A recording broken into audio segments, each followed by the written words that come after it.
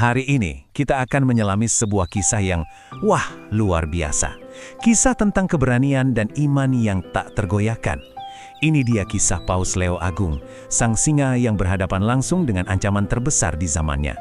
Coba deh bayangin, gimana ceritanya seorang pria tua tanpa senjata sama sekali bisa menghentikan pasukan yang paling ditakuti di seluruh dunia. Ini bukan dongeng loh, ini adalah pertanyaan besar yang akan kita jawab hari ini. Bagaimana seorang pemimpin rohani bisa berhadapan langsung dengan Attila Sang Hun dan mengubah jalannya sejarah? Yuk kita cari tahu bareng-bareng. Oke, jadi sebelum kita sampai ke momen puncaknya, kita perlu kenalan dulu nih sama tokoh utamanya. Siapa sih sebenarnya Paus Leo ini? Dan yang lebih penting, dunia macam apa yang dihadapi saat itu?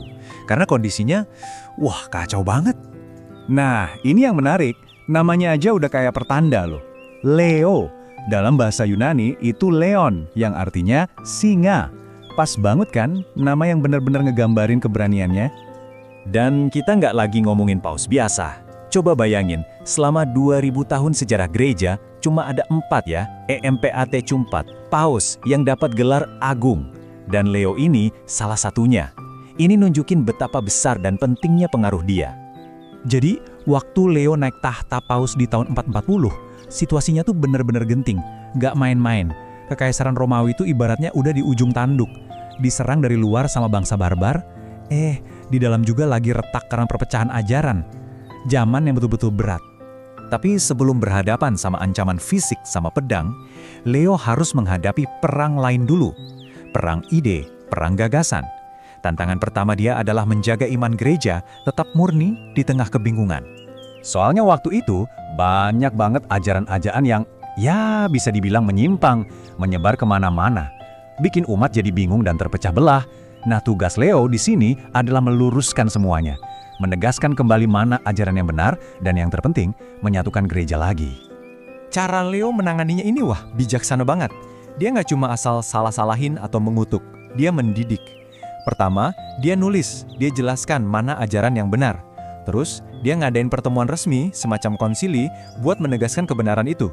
Dan yang paling keren, dia tetap membuka pintu buat siapa aja yang mau bertobat dan kembali. Kelihatan banget kan perpaduan antara ketegasan dan belas kasihnya? Terus, dari mana sih datangnya kekuatan kayak gini? Jawabannya, ya dari iman yang dalam banget. Paus Leo itu sangat berdevosi pada Santo Petrus, paus yang pertama. Dia selalu mengandalkan doa di setiap langkah yang dia ambil. Nah, setelah gereja diperkuat dari dalam, muncullah ancaman yang jauh lebih mengerikan dari luar. Inilah saatnya sang singa kita harus benar-benar keluar dan menghadapi musuh yang sesungguhnya. Kita masuk ke tahun 452. Attila Sang Hun yang saking ditakutinya sampai dijuluki cambuk Tuhan, memimpin pasukannya menyerbu Italia. Cara mereka bergerak itu cepat, brutal, dan meninggalkan jejak kehancuran di mana-mana. Dan target terakhir mereka, apalagi kalau bukan kota Roma. Langsung, panik melanda seluruh kota.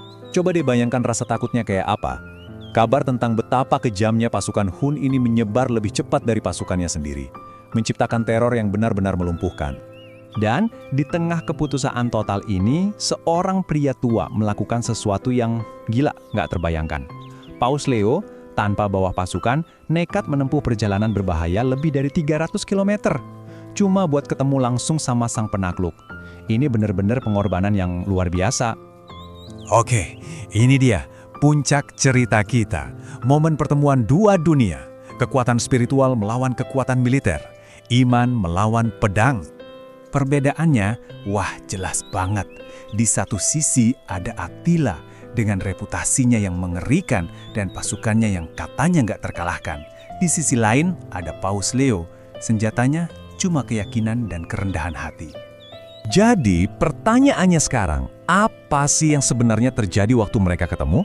Apa yang diomongin atau dilakuin sama seorang pria tua sampai bisa bikin panglima perang paling kejam sedunia ini jadi mikir 2 kali? Nah, menurut cerita yang beredar turun-temurun, saat Leo lagi ngomong, Attila ini ngelihat sesuatu yang nggak dilihat orang lain. Dia melihat 2 sosok surgawi yang sangat megah, diyakini itu adalah Rasul Petrus dan Paulus berdiri di samping Paus, seolah-olah siap membela. Dan hasilnya benar-benar seperti keajaiban. Attila, si penakluk kejam itu, tiba-tiba nunjukin rasa hormat. Dia setuju buat damai dan dia memerintahkan seluruh pasukannya buat mundur dari Italia. Roma selamat. Kejadian ini lebih dari sekedar kemenangan tanpa perang loh. Ini meninggalkan warisan yang abadi tentang apa sih arti kekuatan sejati seorang pemimpin itu. Jadi, apa nih yang bisa kita ambil dari cerita ini? Banyak banget. Kisah Leo ini ngajarin kita kalau keberanian sejati itu datangnya dari iman yang kuat. Kerendahan hati itu ternyata bisa lebih kuat dari kekerasan. Dan seorang pemimpin sejati ya rela berkorban buat melindungi rakyatnya. Kebenaran harus dijaga dengan bijak dan juga dengan kasih. Dan pada akhirnya, kesucian adalah warisan terbesar seorang pemimpin. Pelajaran-pelajaran ini relevan banget, bukan cuma buat zaman dulu, tapi juga buat kita sekarang. Dan kita akhiri pembahasan kali ini dengan sebuah pertanyaan buat kita renungkan sama-sama.